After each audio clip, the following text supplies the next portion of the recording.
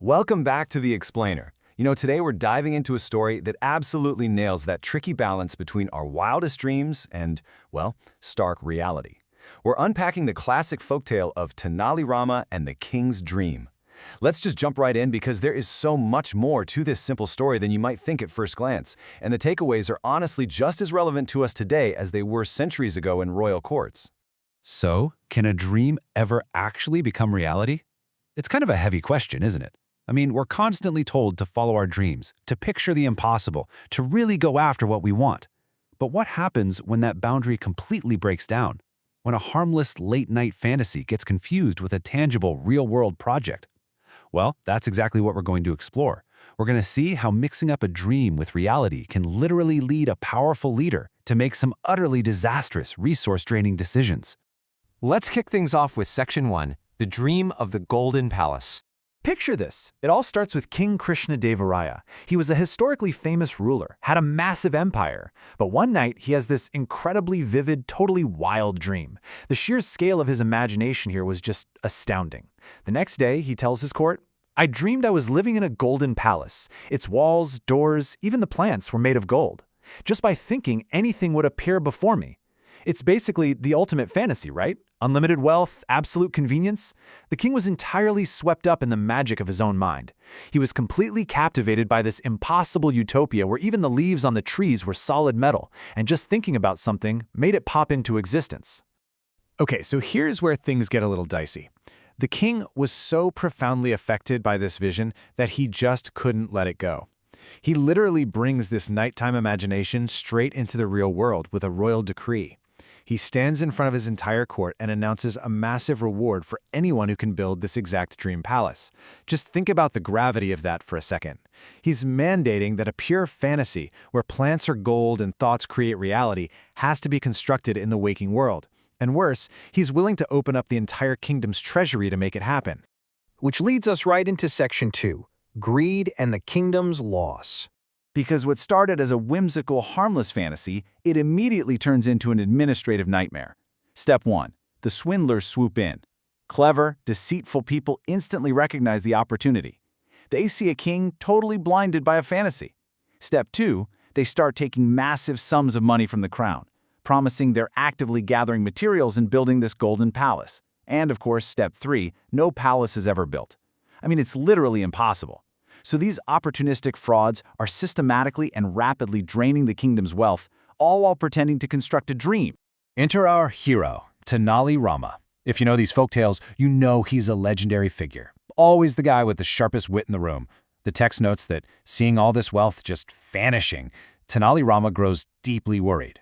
Now, he realizes he can't just walk up to the king and say no, right? A king obsessed with a dream is not going to listen to a simple denial. So he steps up as the voice of reason.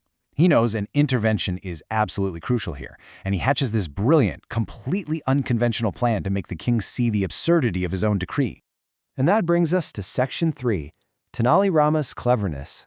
So, it's the very next day. The royal court is packed, business as usual. Suddenly, Tenali Rama shows up, but he's completely disguised as this frail, weeping old man. He throws himself down in front of the king, drops an absolute bombshell, and cries out, "Your Majesty, justice! Last night you came in my dream and robbed all my wealth." He makes this shocking, totally ridiculous accusation right in the middle of the busy court. He's actually demanding real-world justice for a crime that took place entirely inside his own sleeping mind. Well, you can imagine the king's reaction. It is immediate and it is explosive. He gets incredibly angry. He shouts, "What nonsense! How can something that happened in a dream be true?" And right there, that is the beautiful, absolute irony of this whole situation. The king instantly recognizes that a robbery in a dream is complete nonsense. He clearly understands that rigid boundary between the dream world and the real world, but only when it applies to someone else. And boom, the trap is sprung. This is the real climax of our explainer. The disguised old man looks up at the furious king and asks, "Well, if you didn't rob my wealth in a dream, then how on earth can a golden palace seen in a dream actually be built?" He brilliantly forces the king to look at both scenarios side by side. If side B, the dream robbery, is completely fake, then side A, the dream palace, has to be fake too. It's just a flawless logical checkmate. The fog just instantly lifts. The king has this massive aha moment. He immediately realizes the old man is Tenali Rama in disguise, and he understands exactly what his advisor just did. But instead of getting angry at being tricked, the king actually laughs. He praises Tenali Rama for opening his eyes, and most importantly, he immediately shuts down the impossible project. Thanks to this clever little intervention, the rest of the kingdom's treasury is saved from the swindlers. Which brings us to our final part, Section 4, the lesson of reality and prudence. So what's the actual takeaway for us here? Because look, while we might not be kings ordering up palaces made of solid gold, the psychological trap that King Krishnadevaraya fell into is just incredibly common human behavior. Our source text distills the whole story into this one super powerful moral. Imagination is good, but decisions must always be based on reality and prudence. It is such a fantastic reminder. Having a big imagination is wonderful. It's literally the source of all innovation in art.